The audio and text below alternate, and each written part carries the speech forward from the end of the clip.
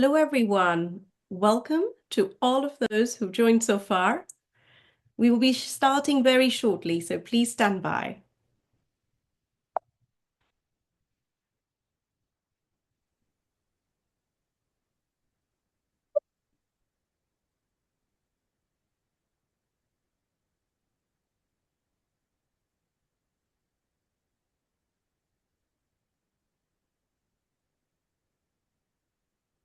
Hello and welcome, everyone. We'll be starting very shortly. We're just getting all of our attendees joining, and we'll get started. In the meanwhile, please share that you are here with us on our social channels and chime in with your questions on the chat panel. Or you can also keep the conversation going by tagging all of us with your questions on LinkedIn forums.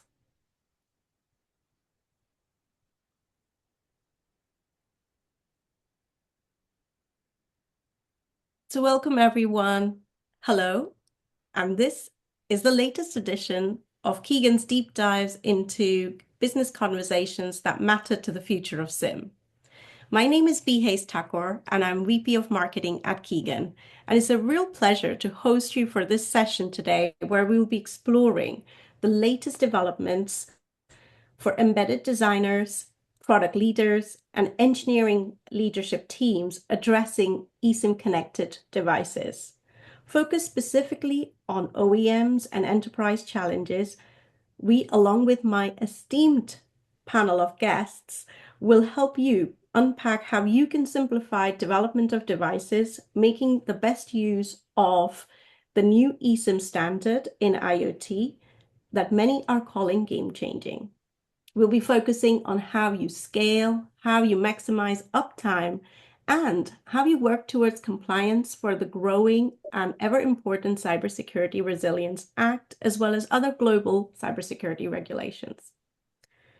You can find out more and keep ahead of the latest developments by following the Future of SIM conversations that Kigen hosts on LinkedIn. And for this session, please use your chat panel for questions for our panelists. If we cannot get to your session in today's question in today's session, we will collate all the answers into a follow-up on our website, which you will get a preview of. We'll also love for you to make sure that if there are any discussion points you would like us to propose new webinars on, please send those through too. So just to recap who this session is for. It is for product developers, OEMs, and enterprises looking into device-side integration for the new IoT standard eSIMs. We have designed this session specifically around pragmatic approaches to some pressing questions.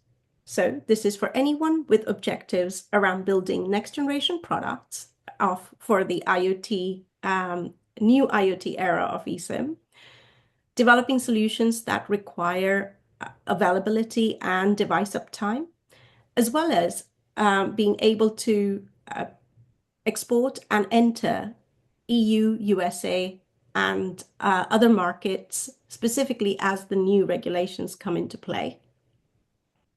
And for enterprises transitioning from SIM into the eSIM world, as well as looking at large-scale fleet eSIM profile operations. And how can you do that without hardware rework and by simplifying any retrofit activities?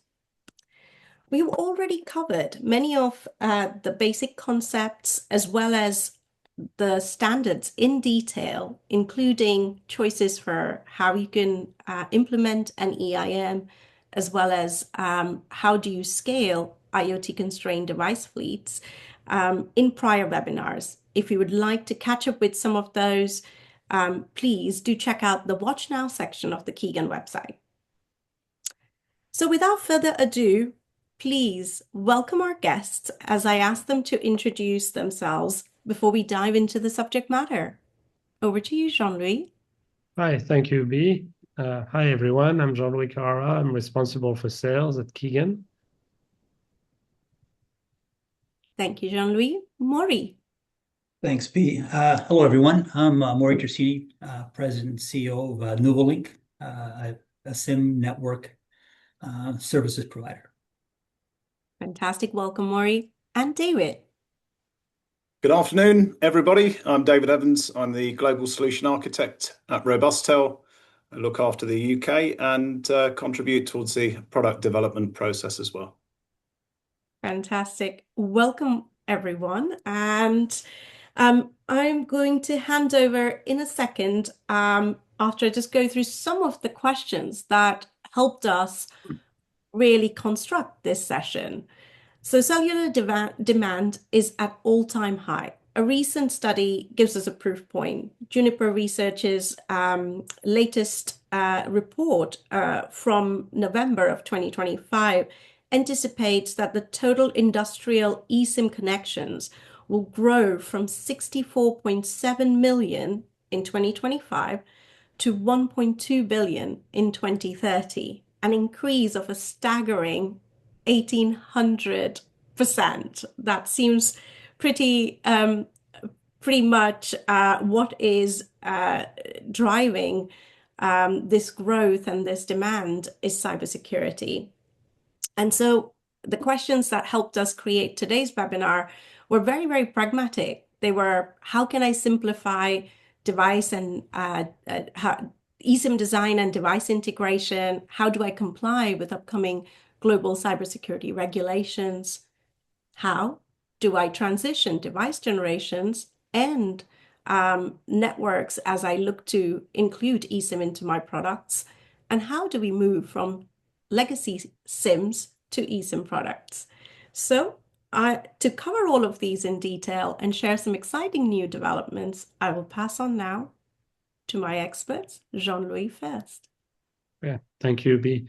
So it's a staggering growth that we see in cybersecurity overall and driven by IoT. We all know that IoT is going to tremendously change our lives, as it already has, and slowly building cellular in more and more of the IoT devices worldwide. Now, there is a growing migration to include eSIMs into devices, into IoT devices. And what for the technically minded people or the ones who read the specs, what we mean here is really EUICCs or SIM cards with the ability to do RSP. And these are actually coming across the landscape of IoT. They've been so far mostly in the automotive sector. And now with the new specifications of IoT, they are expected to come across all the segments. They have been available for a while with an old specification that was difficult to implement and costly. The new specification makes it much easier and is going to drive eSIM native products. And they will come, of course, built for volumes from the beginning. So it's important to get everything already tested and also implemented with solutions that are built on security. For instance, an eIM in a SaaS SM environment is a way to make sure that profile downloads, for instance, go through the eIM and are limited rather than having devices directly on the public internet communicating with SMTP pluses. So that's a key point. What we have seen also is that any new specification requires a new understanding from the device makers of how to integrate this eSIM.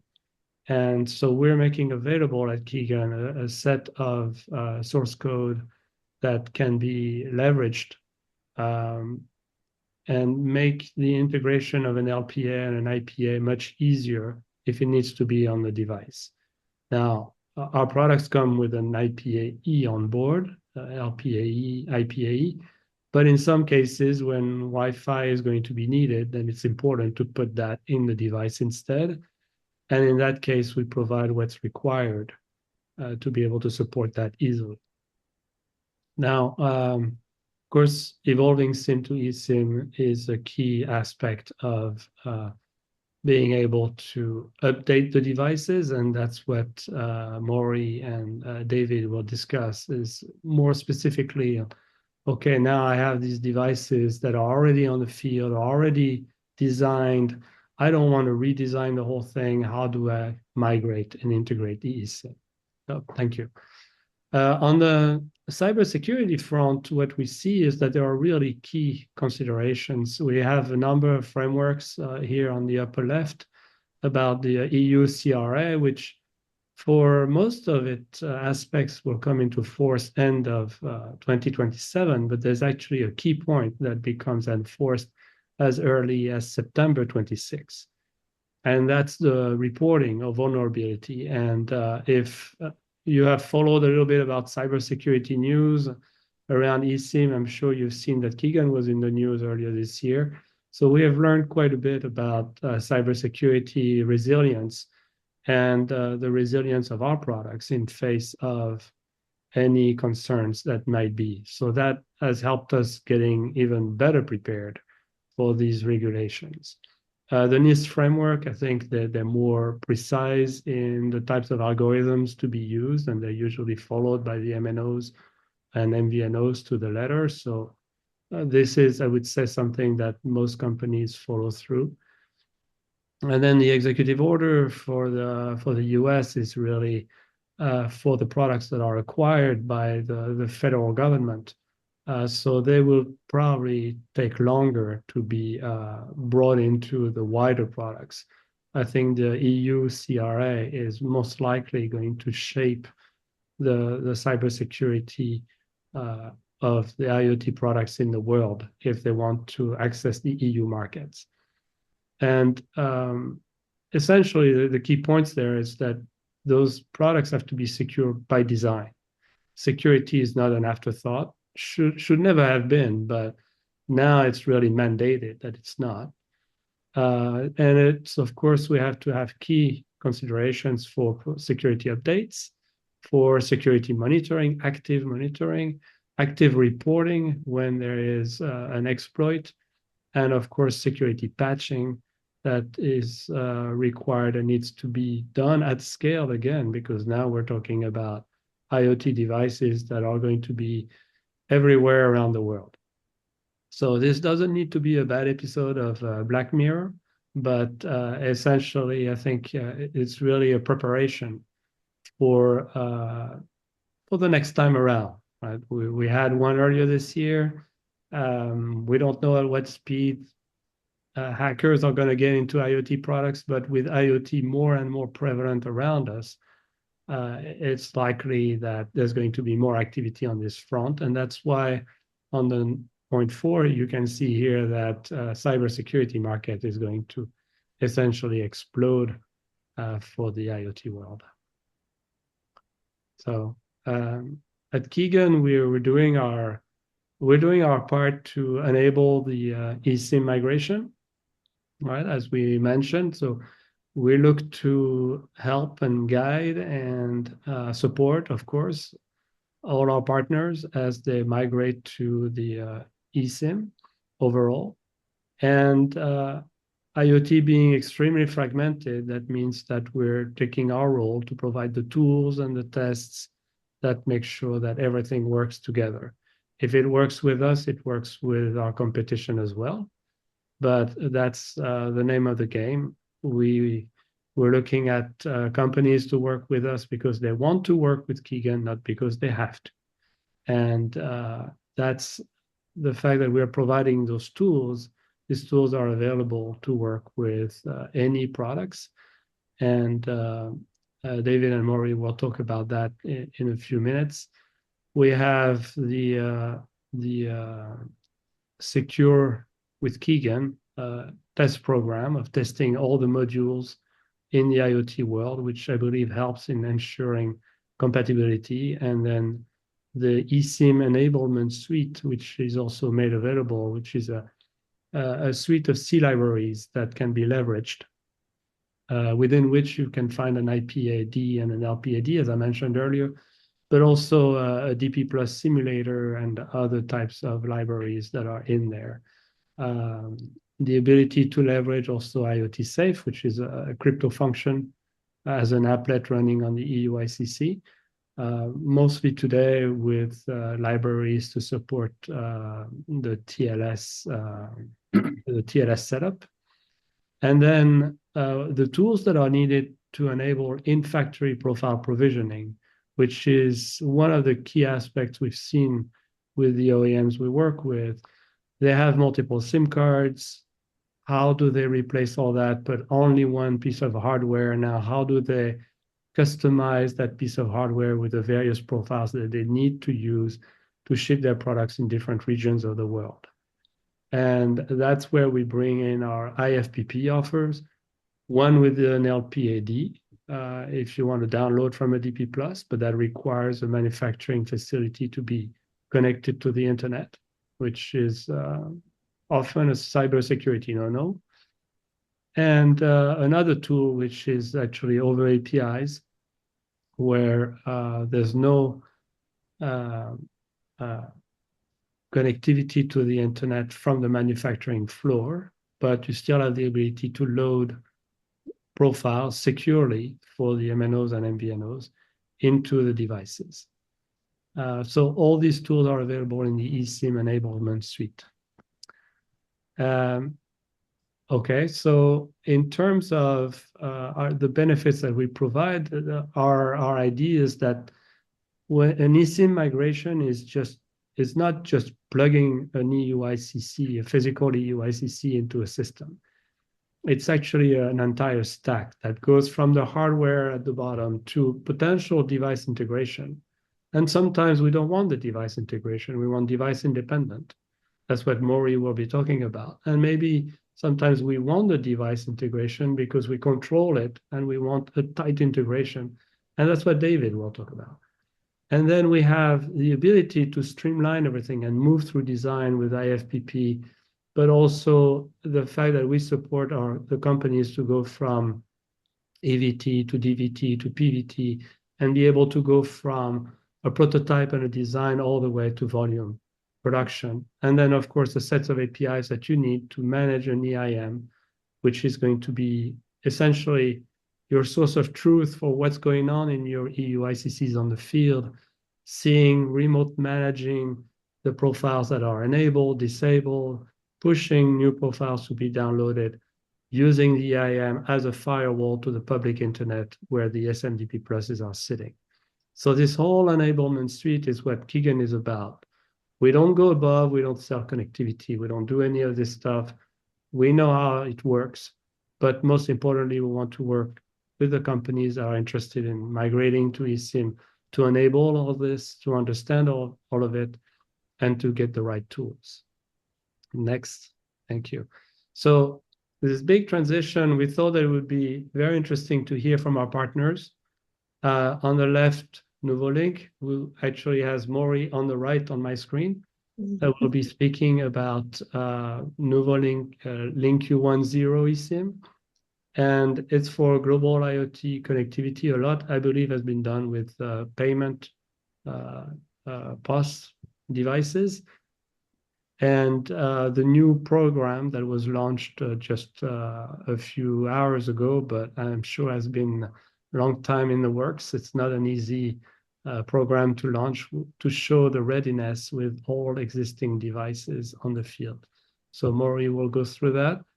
And David with Robustel will explain to us what is done with the routers, how they were able to move from SIM to eSIM without necessarily impacting too much their existing devices and not a complete redesign, right? And then, of course, the services that they provide for smart roaming and the various business models that they've been able to implement with that. So I'll go on mute and look forward to questions. Thank you. Thank you very much, Jean-Louis. David, here we go. Thank you very much, B. Okay, so as I've been reminded, I've produced more than enough content for probably the whole webinar. So I'm going to try and go quickly, keep the screen moving, keep it engaging, I hope. So let's see how we go. So a bit of background on Robustel for those that don't know. Sorry, I'll just start my timer here just to make sure I'm sticking to. There we go. So yes, just a bit of background. Robustel makes what traditionally you would know as 4G or 5G routers. Been around since 2010. It's well over 250,000 devices per year. I think the key thing there is in the order of millions. So it's a significant manufacturing effort. Most of those devices, not all, but most, have a cellular module and a SIM card associated with them. So they are going back to the beginning, 2G, 3G, 4G, 5G applications that we've worked on. One of the challenges we have in this world is relatively, compared with what Jean-Louis spoke about in automotive, where the volumes are large and the use case is well defined. Relatively, Robustel's volumes on a per project basis are relatively smaller, and it's extremely horizontal. There's a whole raft of different ways that they're employed. In fact, if we just have a look, step through some of the options. So on the left-hand side, you can see the very small R1511 type product. That is literally just a connection to the internet. Many of the gaming systems we see now in like pubs across the UK, they're all connected to the internet. And part of the reason they're connected now is because it's affordable. 10 years ago, the business case might not have been there because of the product cost. So very low cost, high volume type device. Then we have recently we completed 3,000 utility sites with the R1520. That was an interesting sort of case study in the PSTN shutdown. So in the UK, next year they're switching off all of the copper networks, and obviously a utility with 3,000 sites that they still need to be connected has to think about a solution, and was actually very prepared by modern standards. So again, a roaming SIM and a Robustel router. Same with the gaming. Then on the right-hand side, we go to 3,000 bus signs. That was quite a prestigious win just this year. That I think it might be the largest fleet in the UK, not sure, but again, roaming SIM and a Robustel router. And we have the products in the center there. They're more like embedded PCs, edge gateways. So you can think of it as a router plus a Raspberry Pi in one. And that's being used in industrial applications, SCADA, things like that, with a customer's Zigbee-based sensors. So next slide. So very briefly, what we're going to talk about. So there's a lot in this space about the specs and the technology. I'm not going to touch that at all. And I'm going to talk about what do we see, what have our real customer conversations been. So next slide, please, B. So just briefly setting the scene. I said we won't talk about the technology, and I put an SGP.32 architecture diagram up. That was good, wasn't it? But no, to set the scene nice and simply, for someone like Robustel that already has an operating system, a Linux-based OS, the LPAD and the IPAD are the absolute heart of the system. They talk to the EUICC, they talk to the SMDP+, and of course, that's where we integrate our operating system and our GUI and our value add opportunities. So one very simple example, how do we manage APNs on a per profile basis? So that was an opportunity to shine because it's not very well defined in the specs. So that's a good example. I won't go into all the details, but what I can tell you is that we learned the hard way that you really want to be working with someone like Kigen when you consider an LPAD or an IPAD. Having a company that excels in that area, has a well-documented product, and has excellent technical support is massive risk reduction in the grand scheme of developing such a product. So I can say that with 100% sincerity, having learned the hard way. and not because it's a Kigen webinar. So great support from the guys. So in the industrial space, I've just realized how quick time's evaporating. In the industrial space, I think we know these facts, but I just want to underscore them. Why do industrial customers care? They care because they want to switch to a cheaper deal or to better service. And currently, they generally can't do that with an average site visit cost of €300 just to change. There is no business case. But the change to eSIM for people that may have a feeling about this sort of vendor lock-in is the sooner the better. Now, the truth is, I would say the big tenders feature this, this sort of request, but really, I would say it's probably a third. A third are active, a third know they should do it, but don't have enough resource, and a third are still catching up. So next slide, please, B. So the concept of switching to a cheaper deal, I think a lot of that comes from this last decade. We've seen a very steep curve on the price of a gig of roaming data, especially in Europe, where it's been mandated from one level to another. So I think there is some sense of feeling there. And I also think it seems to be reducing, which is a good thing. But sometimes there are customers that are exposed to a SIM provider that actually, when things go wrong, they can't help them. And that's a frightening place to be for them. We can see that because if they stop connecting, their entire service is at risk. So next slide, B. Just something to quickly mention, throw in the mix, this to give some tangible examples. This is a customer we've actually worked with for some years. Not really done any new specific it's very project orientated, generally bigger, significant renewables related activities. And apart from obviously at scale, you need to have a competitive price. The lock-in for Robustel was very much around the use of the cloud platform, was very, very popular. But the important thing for this webinar is the change of, despite having 5,000 routers already out there was never a conversation about eSIM.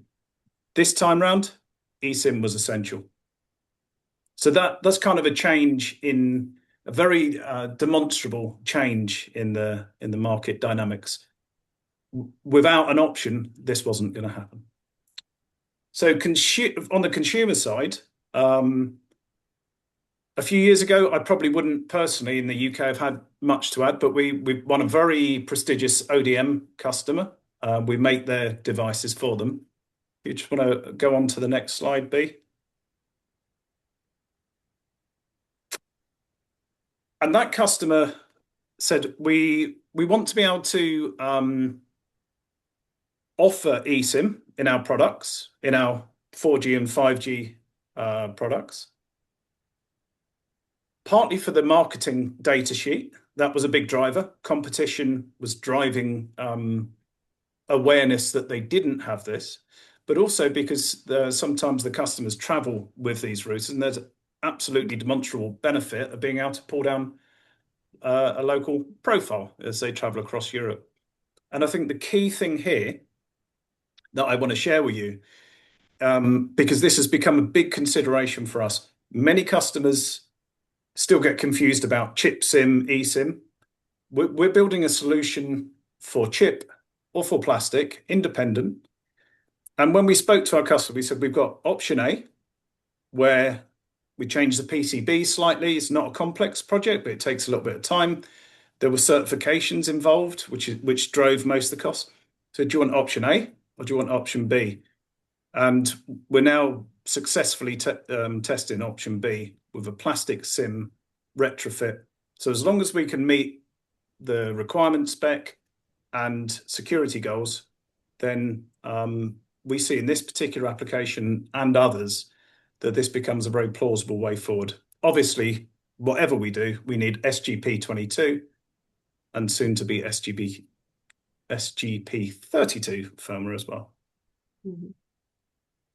So just a last minute on something that's a little bit differentiated. In the screenshot you see at the top there, that is a view of how we do profile management. Obviously, if ever you wanted to go into more detail of the implementation of the SGP.32 UI, we can always do that. But the point here is to give this feeling for we can manage profiles, and with smart roaming, as you can see in the screenshot below, you can manage networks.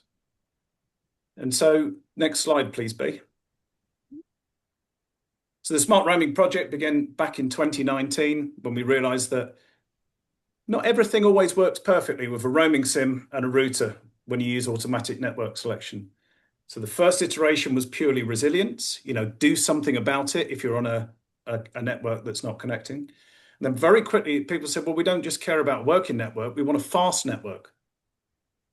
And then in V3, we then automated some of those features and made them even more accessible. So if we whiz through B onto the next one.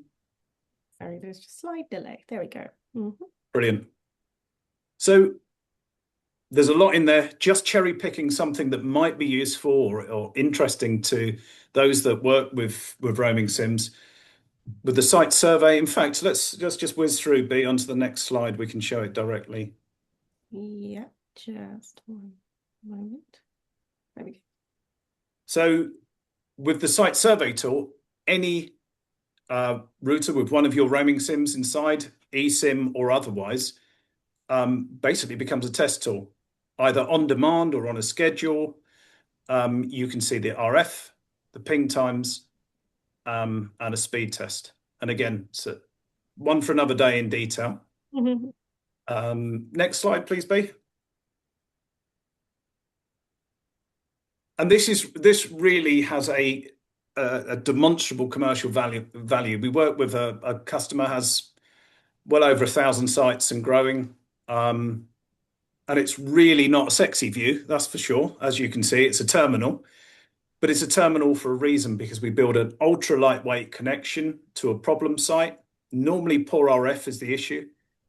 And we've found by being able to safely change network remotely, we're fixing in excess of 50% of the problems. And because many of the problems are from devices on a contended network or very low resources available at the time. Mm-hmm. So they're the two things that have kind of evolved. And if we move on to the last slide, B, I think from our point of view, it's worked very well. The customers we talk to at the moment, the early adopters, many of them offer multi-network solutions. So we can manage profiles, we can manage the networks within those profiles. And the thing that we're at the stage of thinking about is what do we need to pick from SGP.32 and keep from our existing schema? How do we evolve the value from those standards as we move forward into the next generation of products?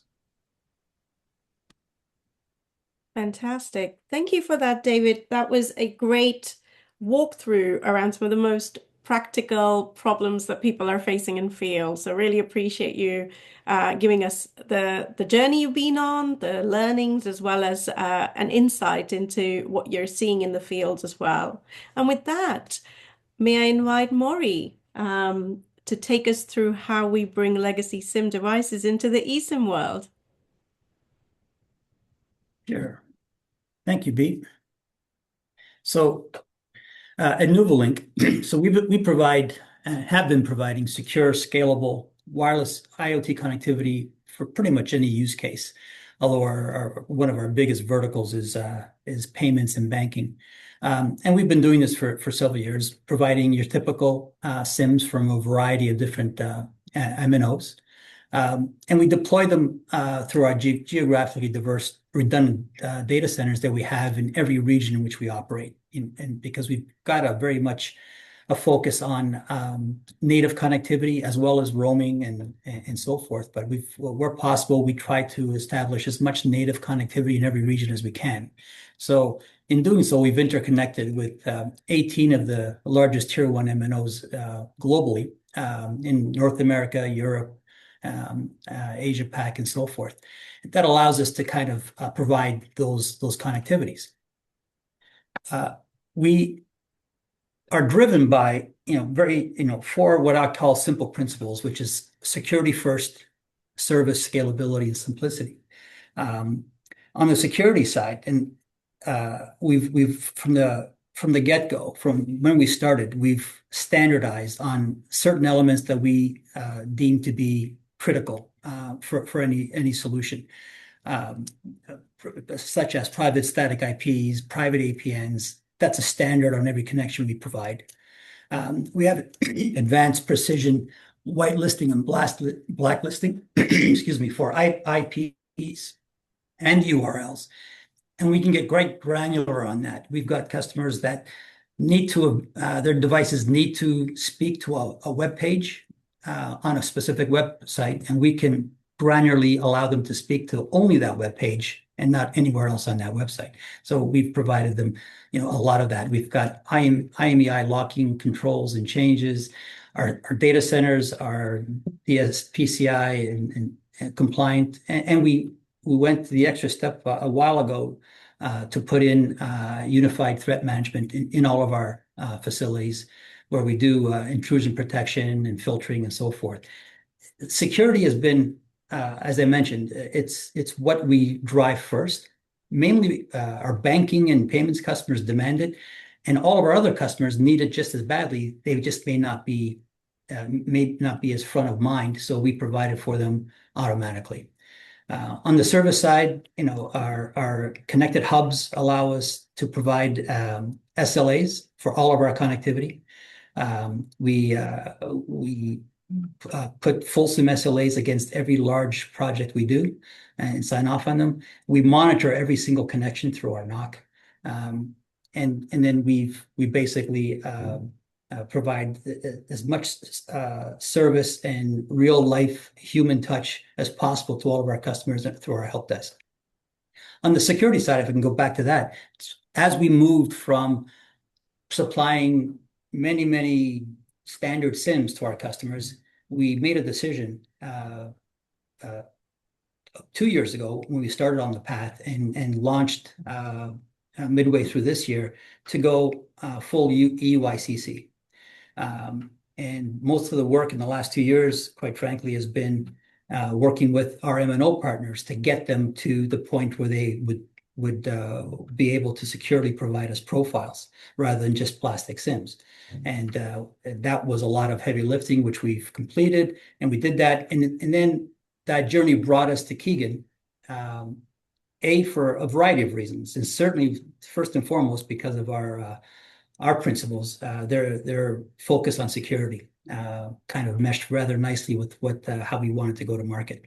So we've launched the EUICC capability, both embedded and plastic, and where every SIM we provide now has a bootstrap profile. We could put up to 5 primary profiles on it all over the air. We have make full use of our failover applet on every SIM to make sure we can adhere to our SLAs by allowing that connection to fail over should there be a problem with the primary, and then roll over back as required. Next.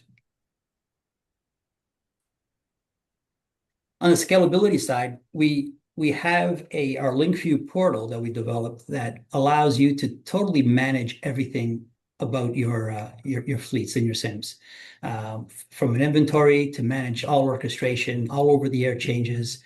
It simplifies it and makes it easy to do, and keep track of all of your connections. Now, it has other tools as well. It has some diagnostic tools that you can self-serve and kind of triage some of your simple problems without rolling a truck or having to put a trouble call in.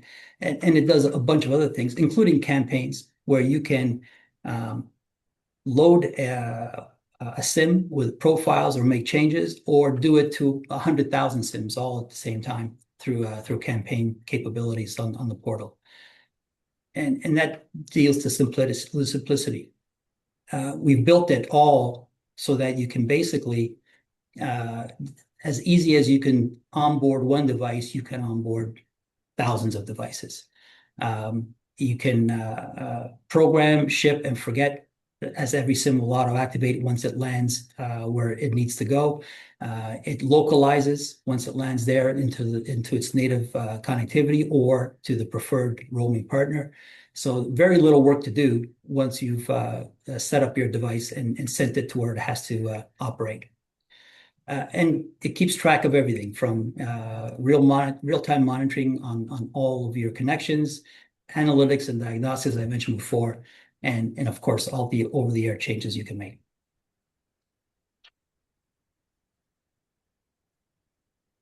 So on the leaving no device behind. So we built, so as mentioned, as much as we've supplied historically all these standard plastic SIMs in every format, we've now have our SGP32 and UICC SIMs, again, in every format, from your removable 2FFs, 3FFs, and so forth, right through to MF4s and MFF2s that are embedded. They all have exactly the same key attributes. Whether you're plastic or embedded, you get exactly the same thing that we've just touched on with the security, the static IP, all the security elements, all the over-the-air capabilities, and so forth. We've on the plastic side, we've branded it and launched it as Link 10, a single SKU SIM, zero touch, and basically available to be loaded with any of those 18 native connections or literally hundreds of roaming connections, and all with the LinkView portal. So one of the things, the big learnings we did, as I mentioned, a lot of effort in getting to this UICC capability, which we've launched, and we found some issues right away. The biggest wall we ran into was the devices. We're working with some large enterprise clients where we're helping them as they either build out new devices or upgrade their existing devices. And that's actually quite easy because they're building them to work in a UICC world and an eSIM capability. So all the functionality is there. Where we're having a problem, or what the problem became, was all of our existing customers that had many devices out in the field, many of which are nowhere near their end of life. They're still going to be out there for a few more years, but they want the functionality, the added security, the added functionality, and the added savings that comes with a UICC SIM. So we started working with those devices to find they're not ready. They're not designed to be readily available to call into an EIN to take over-the-air commands and so forth. So we needed to address that because that's probably right now for us, that's a bigger market for us to address than the actual new devices coming on board. So one of the things, the principles that we have employed right from our first project was when a customer comes to us and they want to use our SIMs and our network for their device, we insist that their device be brought into our lab where we understand exactly how the device works. We can, provide them with a network solution that is very well fitted to that device in terms of its activities and how it works. But more importantly, we need to know how that device works. So if there's a problem, we can speak to it intelligently when they call in having a problem with their device. So we've expanded on that principle in terms of having these devices in our lab and started and basically expanded our center of excellence with some highly skilled resources on the device side to really get into these devices now and find out how we can help them become eSIM-ready, UICC-ready. We started talking to some of the OEMs of the devices to see, about making firmware changes. But again, it's not in their roadmap, so it's coming down the road, and our customers really, and we didn't want to wait that long. So we started looking at how do we find out what is holding back this device, what needs to be changed or augmented, and work on a solution on the SIM side. And that's where, the Kigen SDK comes in handy, as well as we've worked very closely with Kigen's highly technical team. And we've come up with those solutions that we provide applets on the SIM now, where a device in the field can now be made EYCC capable. And to date, we actually just did a press release that went out this morning calling our NuvoLinQ EYCC readiness program, where we'll invite people to send us their device. We will go through the analysis, go through the resolution, and then send them out a whole test kit to have them test their device out and test all the parameters of the portal and so forth. But to date, we've already initiated the resolution to, especially in our largest vertical in the payment side. I think 6 of the 10 most used devices globally we've now resolved for EYCC capability, and are now in the midst of working with those customers to get them upgraded as they put out new devices or new device out in the field of the same type. There's no problem. They can automatically be working on our UICC SIM. Those in the field, we're doing through RMA programs and so forth, getting them to swap out to a UICC SIM. And then that way they'll never have to touch that device in the field again until it comes in at end of life. So it's really opened up the ability to address not only brand new devices coming on stream, but also the vast amount of devices that are out in the field right now that can now take full advantage once we get them upgraded to the added security, to the ease of operation, because everything is done over the air. No more truck rolls to do the slightest things, and as well some economies that are brought to bear because of that. So it just again, as the bottom says, it underscores our commitment to bridging the old and new in IoT connectivity. Because again, EYCC is, I think, in SGP.32 and so forth are coming in, and they're growing rapidly, but there's still a whole huge cohort of devices out there that would fully benefit from this and shouldn't be totally disregarded. Fantastic. Well, thank you so much, Maury. This is really clearly very, very exciting, because we've always thought about sort of the next era of IoT being kind of brand new devices. And this really kind of brings it much closer to anyone who wants to, understand what that means for them today, and then can build it forward into their roadmap. Thank you very much for that. And I think we're going to try and see if we can send the link for the news out to everyone on the chat as well. So just bear with me as I launch into our Q&A discussion. I will also try and do that at the same time. But Maury mentioned some of the form factors as well, and that there is a great diversity of form factors that devices can be enabled with this functionality of eSIM. We're very familiar with the kind of removable form factors, and increasingly, as you consider sort of next stage products, you may also want to consider what other solderable form factors there are. So if you ever meet a Kigen person at an event, do ask them to show you the real demonstrators of the kind of MFF2 and MFF4. Particularly the MFF4, which is a highly miniaturized form factor. It's a 2x2, so very suitable for really small devices as well. But with that, I thank all of my panelists and would love to get into the question and answer and discussions around this. So I'm going to kick off by just a couple of questions I have for my panelists, something they've been kind of taking note on, and would love to sort of quiz them a little bit as we begin. We do have some questions coming in. We're actively monitoring those. And if you haven't found it, please scroll down to your panel to see the Q&A. And you can get your question into that. We will make sure we can answer all of your questions live And if there are any that we cannot at the live session, we will come back and wrap them all up into a detailed explanation that helps your decisions.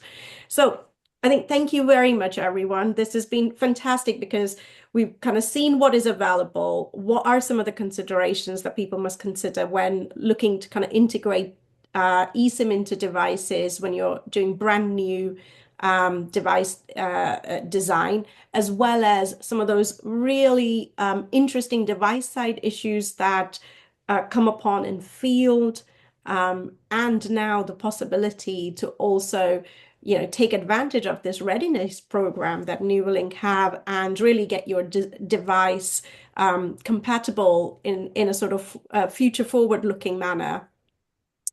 So I think let's start a little bit with just making sure we get everyone a good checklist to follow. So perhaps JL, I can ask you to come in first, but please, Maury and David, do chime in. So what should product leaders be looking at for in terms of device integration when they're choosing support for migration to eSIMs? Well, I think when product managers or the ones we've talked to in the past, they're looking at a new product introduction. So they're looking at designing. They often have questions that seem to be almost impossible to answer, such as, how do I plan for the future? If someone comes up with a new permanent roaming restriction, how can I address that today? How can I have one design, one hardware design, one SKU, one bill of material that will work for all my use cases? How can I ship around the world? I have, as Maury said, 18 MNOs that I work with. How do I make them all play nice with my new design? And it always seems like, okay, SGP.32 is one answer, but is it going to be the only one? No. At the end of the day, it's a toolbox, right? Where you have the SIM capabilities, the old SIM toolkit technology, all stuff from the 80s and 90s that have been integrated over time, but does work. And then we have Maury's program to test against devices, Kigen program to test against modules. So you have a number of services and programs that actually help companies that are starting in that journey to see how they can integrate an eSIM, migrate from a removable SIM to one piece of hardware that they can put in there. Very often we end up with, yes, you will need RSP potentially to adapt when you have permanent roaming restrictions. You might need a failover profile in case it's a stationary device and the main communication provider you selected might not be available 100%. So you will have automated logic. You might need to integrate with devices to really have that granular logic as to when to switch and when to come back to preferred. All this is really a big toolbox. So what is important is to have, or at least that's the position we take, right? Is to have a partner that you can actually converse with and ask as you peel the onion around all what that means, right? And figure out, okay, do I need to download a profile or do I need to load the profile in manufacturing, right? Is in-factory profile provisioning may be more important than the ability to download later down the road. What does that mean? What does a roaming restriction mean? Does my connectivity partner really have the agreements with those tier one MNOs to have sustainable roaming over time? So all these questions are always good questions, and we can't answer all of them. But what we promise is that we will guide them and make introductions so that they can ask other companies to get the answers that they need. And I think that's what probably separates us in this world, in this fragmented IoT world, is actually the speed of answering those questions. So that an IoT project doesn't have to take a year. It can actually be tested and gone really maybe in 1 or 2 months, going from, I'd like to try this to I'm actually trying it and I'm seeing it working. Right. Yes. I'll And stop then there's here. these two dimensions, isn't it? One is the sort of trade-off of thinking of all the things that you might need across the Yeah. product life cycle. And then the other bit is thinking about it at scale. So it's sort of the the nuances of these decisions often depend on the kind of tools you have at hand to solve them. And of course, there's toolkits that will allow you the trials and experimentation on all of these decisions, and you need someone to help you guide that. But it also takes that ecosystem effort. So much like what Maury talked about, this sort of device readiness, the sort of unit testing, the regression testing, the sort of whole system testing that needs to kind of go through and really kind of stand the test of scale, as well as as you mentioned, kind of life 90s seem like a very Yeah. long time But ago. it all starts with But it's true. experimenting, and I think that's what's important. Is for really for people to really get their hands into it and sending 80 plus eSIM commands and starting from really pretty basic Mm. overall, and seeing it working. And I think that's really key. Sending an activation code and then download this new profile, enabling it, and then seeing how it switches, making sure that your device picks up on the right APN in the process. I mean, there's a lot of things Mm. that are learned in making it happen. Fantastic. And you also spoke about the ecosystem side of things, that the ability to sort of really leverage the expertise and specialism of so many different players. You mentioned sort of the Kigen program with module testing. Could you just give us 2 seconds on that before we go into the next question? Because I see some people have even hands raised.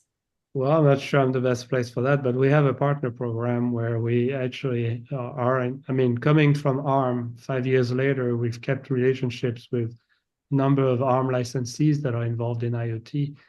And with these companies, we make sure that we've tested basically all the tools that we have around 32, but also 42 optimized in factory profile provisioning, making sure that all that actually works well with their modules, so that when we have a company coming and saying that the module doesn't work, we can go back and make sure they have the right firmware and all these aspects that are really that can be blocking an implementation when it could take just 1 minute to fix. So that's key. Very often we connect the dots to make sure things work. We don't necessarily have to make them work ourselves.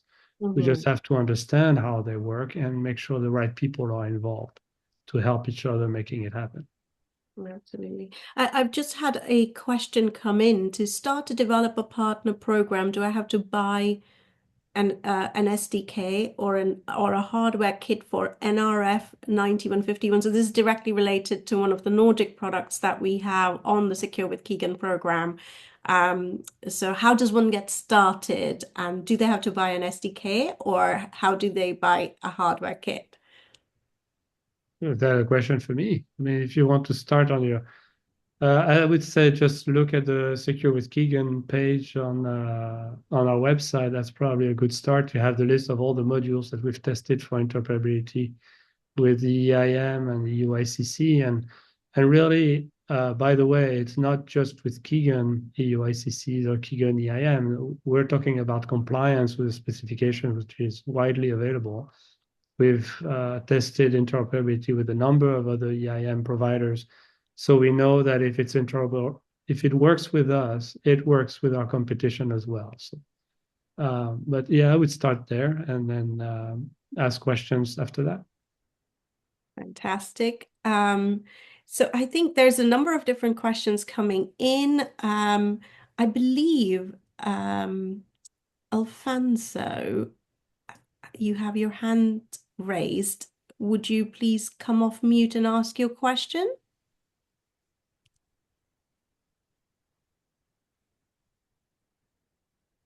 You should be unmuted to be able to do so. Okay, we're having difficulty hearing your question, so please do type it into the chat, in the Q&A chat if you can. That would be wonderful. I'm going to take a question and open it up to everyone that's just come in from here. I think, what is the typical cost for carrier certification? What advice would you give in terms of carrier certification? And does our device need to go through carrier certification for each MNO in that country that we're selling our product in? I'll take that. That's a very good question. Carrier certification costs vary from carrier to carrier. However, we've been doing carrier certifications for quite a while now. So we've managed to bring, because of our relationship with our carrier partners, we've managed to bring that cost down considerably in most cases, to very nominal fees. In terms of if you're coming into Canada, for example, do you need to do all three carrier certifications with all three tier one carriers? Typically, again, we tend to leverage that for our customers. Once we do one, we then basically homogenize that certification with the other two, so that you've got coverage across the board. And we've done the same in the US to a certain extent as well. So you don't necessarily have to, because that could then become not only potentially expensive to do all the carriers, although, again, we managed to keep the costs low. It can be time consuming. It could be a while before that device is fully certified individually by every single carrier. Mhm. Fantastic. Thank you for that, Maury. Any other additions from the rest of our panelists? Well, some of the tools that we provide can actually help get Mhm. GCF certification a little faster. So a lot of the tools are based on products that we've also validated with some of the carriers. So of course, there's a lot more to the device than the EUICC, but it helps to have to include a component which is already validated and certified. Absolutely. Brilliant. David, any perspectives on device certifications? I think it depends on the carrier. As a rule of thumb, I think we use the phrase Europe is easy if we're comparing with our North American friends. So, yeah, GCF and CE on a module generally gets you through. And I guess, I mean, what the extensions, JL, that are you seeing any particular extensions if either now or with CRA coming up? Do you see any additions over and above what we know these days with GCF on a module being the tick in a box? Well, I don't know about the devices themselves. I think the certification aspect with GCF are unlikely to change. I think what we've seen is that the EU Cyber Resiliency Act is the one that's going to drive the cybersecurity for IoT products, and it comes with a fine if you don't comply. So it's a little bit of a different different aspect to it, right? And I think that I can say that I think from my point of view, I'm still recovering from EN 18031 for red. So I'm letting the techies pour over what they can get of the CRA specs at the moment. Yeah, I mean, in the short term, it's really about reporting and providing the software bill of material and basically being able to vouch for what you're providing to the market, any product with a digital element to it.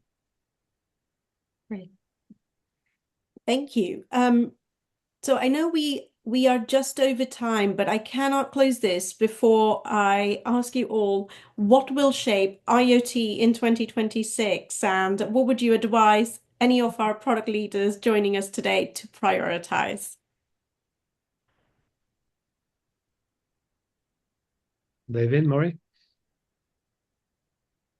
Go ahead, David. From a Robustel perspective, it's a little tangential to today, but it will need eSIM. We're seeing a growth in LoRaWAN that is really quite interesting. I don't think it was ever guaranteed that it would be coming, but it is coming. As a complementary solution to things like NB-IoT, we don't need to have a war necessarily. There's places where NB-IoT is great and LoRa is great, but what we find with all of those LoRa gateways that we're deploying for a whole myriad of sensing applications, the vast majority are using a multi-network or roaming SIM. So they want smart roaming, and they will want the ability to change the profile potentially if should there be any of the challenges. So from our side, we see strong development in the LoRa space over a cellular connection. Okay. Maury? Yeah, I would add to that. What they should be looking for going forward is flexibility in terms of, go with a solution that provides you as much flexibility as possible. I think that's your best hedge. I mean, as we move away from locked-in plastic SIMs, so you don't want to move from one locked-in environment into another or semi-locked-in environment. And as Jean-Louis said, you can future-proof as much as you can. You just don't know what the future holds. So your hedge against that is flexibility. Get yourself into the most flexible program and service possible, and that will hold you well as the future kind of unfolds. Fantastic advice. I think that's a great one. Well, I think I said it right. I think there's going to be a lot going on, staying open to the right technologies. I think David mentioned LoRaWAN. I think there's going to be RedCap. There's going to be a lot of unknown developments around radio. The satellites are still rolling out as well. So it's going to be an interesting space there in terms of radio and modules availabilities. We'll continue to support eSIM migration. So I think this will continue to be growth with the added flexibility that Maury mentioned, particularly with the latest specification, and enabling all the companies that want to play in this space to really design to support the future that we more and more now are uncertain about. In some cases, with the geopolitics developing. So, thank you. Well, fantastic. Thank you for the time. I think it's a good conversation, and I appreciate it. Thank you again. Thank you very much to all our panelists. I also wanted to thank everyone who has sent in questions. At about 3 minutes past 4, we've had about 20 different questions appear. So I'm afraid we won't get to answer these live, but I promise you we will come back to you with a good wrap up on all of these questions. So please keep an eye out on our blog at Kigen.com. And with that, I thank you all for your time today, for the engaging discussions, and for the brilliant new developments to around the IoT eSIM, next generation SGP32 products. So I hope you've taken away some interesting elements for device integration. And please join us by keeping the conversation alive on LinkedIn, or send us your query on Kigen.com at contact, and we'll come back and support you as much as we can. Thank you very much, Maury. Thank you, David. Thank you. Thank you, Jean-Louis, for all your insights today. Thank you, Charlie. Bye. Thank you, David. Very much. Thank you, John. Thank you, guys. Cheers, Maury. Ciao.